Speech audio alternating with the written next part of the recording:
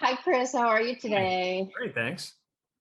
So, when you thought of this concept, how did you think you were going to make it different from other alien type things? Sorry, my headphone just fell out. It's Sorry. a really good question. I mean, I was originally sent the comics that Peter Hogan and Stephen Parkhouse did. Were these masters of storytelling and art. They're both incredible, and those comics were great. And I was sent those at the end of 2015 is when this journey started. And I didn't have a plan to make it different than any other alien thing, but I did know that I had a different sort of set of a different skill set going into it than probably most people doing an alien thing, which is my background is more character based and less sci-fi based. I was always a sci-fi fan and loved Ray Bradbury and growing up, and I always loved that stuff. But I'm more in the character world and building characters, and so my plan was to approach it like a real world situation and not just do a science fiction show about an alien. My original thought was, from my standpoint, it wouldn't work well unless if you remove the alien from the show, it's still a great show. So I developed it in such a way to give a lot of these characters that were in the book a background that weren't in the comic book and really make them three-dimensional characters with backgrounds. I added, Asta and Jimmy was not in the comic, and the whole Jay connection was not in the comic. Mhm. Darcy wasn't in the comic. I added her as a friend. So I wanted to create a world that was fun to be in anyway. And then I figured if I could do that, then dropping an alien into the middle of it would be just an extra layer on top of everything that already exists that will add a layer of sort of excitement and a little high tension to the whole thing. But also we'll have something real for the alien to experience as he's trying to figure out what human nature is like. The deep sort of character development of the other characters helps, I think, Harry on his journey of learning humanity, because he's bouncing off of real situations on a television show that we're invested in, as opposed to if they were just two-dimensional people we didn't really know, you wouldn't really get as much why Harry's feeling the way he does about Asta. She has to really be going through something that we relate to, that we feel for her, in order for us to buy that Harry feels it as well as an alien. So that was the plan going in. I did not set out to do anything different. I just wanted to do it through my lens, and I knew that coming from a character standpoint and also coming, from a comedy standpoint would probably add something that is different than typical alien shows. So I just, at that stage and at this stage of my career, it's you develop something that you love, and maybe they'll make it, maybe they won't, but you just do something that's different, and it's more fun that way anyway. And as it turns out, they liked it, and we made it.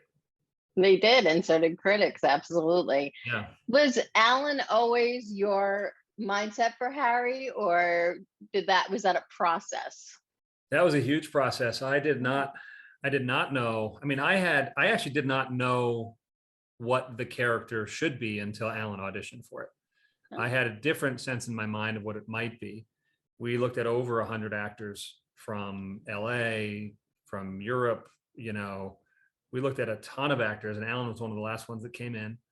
And it, like I said, wasn't until he performed it where I said, that's it. I mean, a lot of people, and by the way, these are all great actors that came in. mm, But part of it was my fault, because I just didn't know what I was looking. I thought I knew what I was looking for, but then when they came in, I was like, I don't know if that's it. And it mm, didn't click for me. They were either too maybe leading man mm, and too comfortable in their own skin and not alien enough, or the opposite. They were too alien and too robotic. mm. What Alan brought when he came in was this incredible sense of being outside the box a little bit, being a little off center, but having a very natural inherent goodness in him, which Alan the person has, and it Yeah. comes through in the character. So it's what Alan played that no one else played was, first of all, he was incredibly funny, but there was an emotion in there trying to come out. There was a connection in there that he was trying to figure things out, and he was trying to understand, and there was a childlike quality in there from him, which is what the character needed. And I don't think I ever realized it until he came in. Mm. Yeah, I think he plays the part extremely well. Yeah. Um, in terms of season two, um, are we going to get more between Asta and Harry? Are they gonna butt heads even more than I feel like they did in season one? Yeah, they're going to butt heads. I mean, they're on a journey together. They're trying to figure each other out. I think when Harry comes back at the top of season two, I think Asta's first feeling is, I thought I was done with this shit. You know, I mean, you know what I mean? Like her life is Yeah. going along. She figured out, and suddenly she's got to take care of this alien. So I think she starts there, but I think she realizes as the season goes on that having this presence in her life is helping her life. I think it's helping her learn about herself. I think it's helping her learn about human nature because she's seeing that growth through his eyes. It's sort of when you have a kid, you know. Yeah, I was just gonna say exactly. that. So it really plays a little bit metaphorically as, Yeah. you know, as if she were able to raise Jay, what she would have learned if she would have been able to keep Jay, which was sort of taken away from her by her own doing. And now she has this opportunity to live it through Harry. And I think what she finds in Harry is an ally and someone that she can, you know, mother a little bit. And I think she likes that feeling. You know, I think there's a reason she's a nurse. I think she likes taking care of. Yes, I do see her as the mother hen type. And when I was talking with Allison and Sarah, Yeah. and it was kind of like their juxtaposition. Why are they such good friends? Because one's the very mothering type, and then, you know, Darcy's the risk taker. So how did their relationship develop? Because you said that they were not original characters. How did you mold them and make them friends?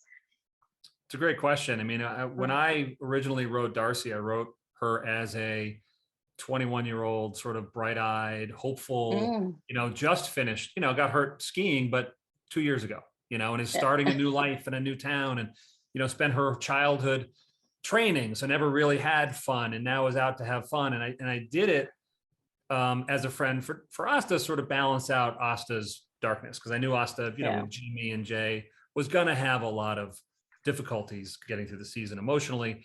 And I wanted someone there to balance that out for her and to bring out a little bit more positivity in her. And I thought of it as Darcy, as this sort of young, full of hope with her whole life ahead of her.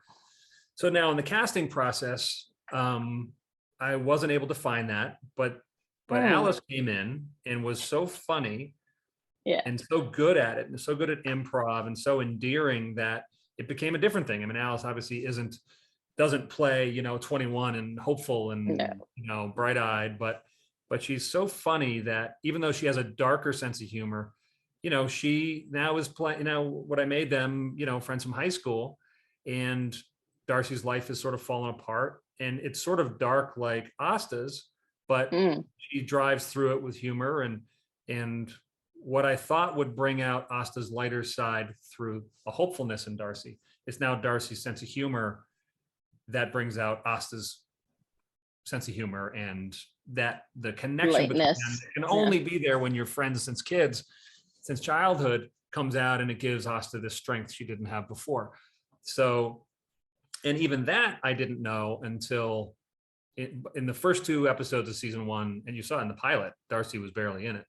And season 2, she's not. I mean, in episode 2, she's in there to sort of goes on a date with Harry. But it wasn't until episode 3 of season 1 where they go to that high school party together, and they show up at Harry's cabin to use the bathroom, and Darcy's hitting on him, where it clicked and I realized what it was. And they had so much chemistry together, dancing around the fire.